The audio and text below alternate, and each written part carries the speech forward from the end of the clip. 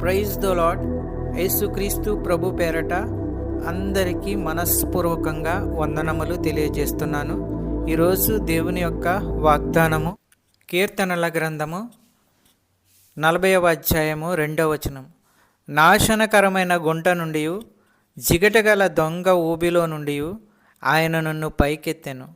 నా పాదములు బండ మీద నిలిపి నా అడుగులు స్థిరపరచెను. ఈరోజు దేవుడు మనకు అనుగ్రహించిన ఈ యొక్క గొప్ప వాగ్దానము మన జీవితాల్లో నెరవేర్చునుగాక. సహోదరి సహోదరుడా, దేవుడు మన యొక్క పాదములను బండ మీద నిలిపి మన యొక్క అడుగులు స్థిరపరుస్తాను అంటున్నాడు. దేవుడు మన యొక్క అడుగులను ప్రమాదం నుంచి తప్పిస్తాడు. వినాశనకరమైన గుంటలో పడకుండా రక్షిస్తాడు.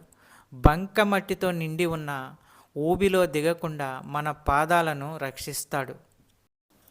సహోదరి సహోదరుడా, దేవుని మాట ప్రకారం మనం జీవించినప్పుడు మన పాదములు బండ మీద నిలిపి మనల్ని స్థిరపరుస్తాడు.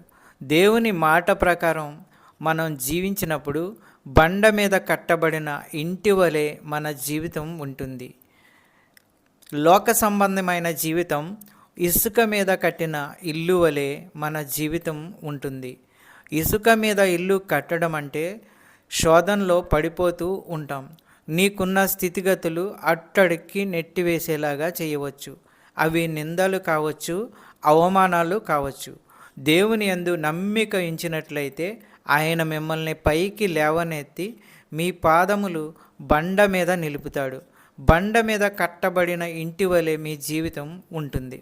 సహోదరి సహోదరుడా, ఇల్లు అనేది బండ మీద కట్టబడి ఉంటే వానొచ్చినా, వరదలొచ్చినా, తుఫాన్ వచ్చినా ఆ ఇల్లు చెక్కు చెదరకుండా ఉంటుంది. యేసు ప్రభువారు మన హృదయంలో ఉంటే ఈ లోక సంబంధించిన శోధనలు, కష్టాలు, అవమానాలు, ఇబ్బందులు ఎదురైనా కానీ మన ఆత్మీయ జీవితము చెక్కు చెదరకుండా ఉంటుంది. దేవుడు ఈ యొక్క వాక్యాన్ని దీవించి ఆశీర్వదించునుగాక. వాక్యమును బట్టి ప్రార్థించుకుందాము. పరిశుద్ధుడా, ప్రేమగల తండ్రి, ప్రేమస్వరూపి, నీకు వేలాది స్తోత్రాలు. సమాధానకర్తయగు దేవా, నీకు వేలాది స్తోత్రాలు తెలియజేస్తున్నాను.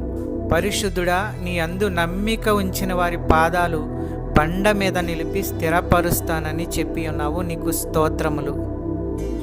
ఈరోజు మీ వాక్యం ద్వారా మాతో మాట్లాడి బలపరిచి ఆదరించినందుకు, ధైర్యపరిచిన అమూల్యమైన మాటలను బట్టి వందనములు చెల్లిస్తున్నాము.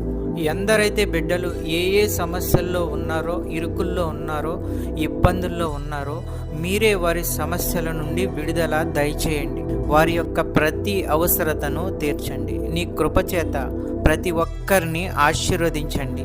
నమ్ముతుండగా, విశ్వసిస్తుండగా అద్భుత కార్యాలు, ఆశ్చర్య కార్యాలు చేయండి. ఆర్థిక సమస్యల నుంచి విడుదల దయచేయండి. చిన్న బిడ్డల గురించి ప్రార్థించుచున్నాము. వారు స్కూల్కి వెళ్తున్నప్పుడు, వస్తున్నప్పుడు తండ్రి మీ దయాహస్తములతో వారిని కాపాడండి. మంచి క్రమశిక్షణ, చదువు, ఆరోగ్యము వారికి అనుగ్రహించండి. కాలేజీకి వెళ్ళే బిడ్డల గురించి ప్రార్థించుచున్నాము. మంచి క్రమశిక్షణ, చదువు, ఆరోగ్యము వారికి అనుగ్రహించండి. జాబు ప్రయత్నంలో ఉన్న వారి గురించి ప్రార్థించుచున్నాము. మంచి ఉద్యోగము వారికి అనుగ్రహించండి. సంతానము లేని వారి గురించి ప్రార్థించుచున్నాము. ఆ కుటుంబంలో బిడ్డలను అనుగ్రహించండి. సంతానము అనుగ్రహించండి. అద్భుత కార్యాలు, ఆశ్చర్య కార్యాలు చేయండి. అనారోగ్యంతో ఉన్న వారి గురించి ప్రార్థించుచున్నాము. వారికి ఉన్న ప్రతి అనారోగ్యాన్ని తీసివేయండి, బాగు చేయండి. మంచి ఆరోగ్యము కలిగించండి. ప్రతి విధమైన వ్యాధులు స్వస్థపరచండి. మంచి ఆరోగ్యము అనుగ్రహించి కుటుంబాలని కాపాడండి. ఈ వాక్యం చూస్తున్న బిడ్డలందరినీ ఆశీర్వదించండి. ఈ యొక్క ప్రార్థనలో ఏకీభవించిన బిడ్డలందరినీ ఆశీర్వదించండి. కుటుంబాలను ఆశీర్వదించండి, కాపాడండి. శాంతి, సమాధానము, నెమ్మది అనుగ్రహించి అన్నిటిలో విజయము దయచేయండి. ప్రతి కుటుంబంలో ఉన్న వారి యొక్క అవసరతలను తీర్చండి. పెద్దవారిని, చిన్నవారిని ఆశీర్వదించండి, కాపాడండి, దీవించండి. మా ప్రార్థన విన్నందుకు వేలాది స్తోత్రాలు చెల్లించుకుంటున్నాము తండ్రి.